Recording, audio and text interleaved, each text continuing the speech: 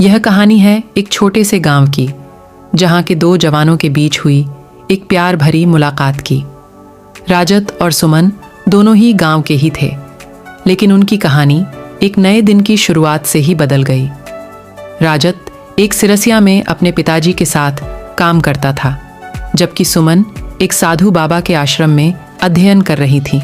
एक दिन गांव में हुआ मेला राजत और सुमन की मुलाकात का कारण बना। मेले की धूप में राजत और सुमन की आंखों ने एक दूसरे को देखा और वहां से उनका सफर शुरू हो गया।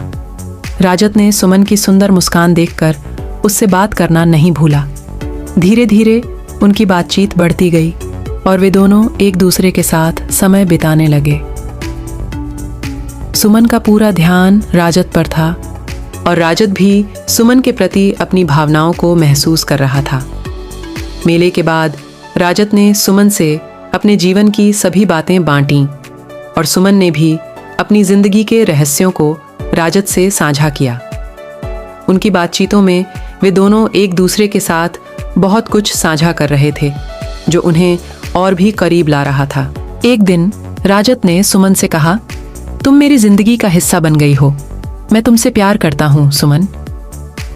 सुमन थोड़ी चौंकी, लेकिन फिर हंसते हुए बोली, राजत, मैं भी तुमसे प्यार करती हूँ, हम एक दूसरे के साथ होंगे हमेशा। उनकी प्यार भरी बातें गांव में तेजी से फैल गईं और लोगों ने उनके प्यार को देखकर बड़ी खुशी महसूस की। उनके परिवारों ने भी उनके प्यार को स्वीकार किया और दोनों को आशीर्वाद दिया। राजत और सुमन का प्यार बहुत ही सच्चा और गहरा था। वे दोनों एक दूसरे के साथ हर कदम पर थे, खुशियों और दुखों में भी। उनका साथ हर मुश्किल को आसान बना देता था। इस प्यार भरी कहानी से हमें यह सीखने को मिलता है कि प्यार को समझना और स्वीकार करना बहुत ही महत्वपूर्ण है।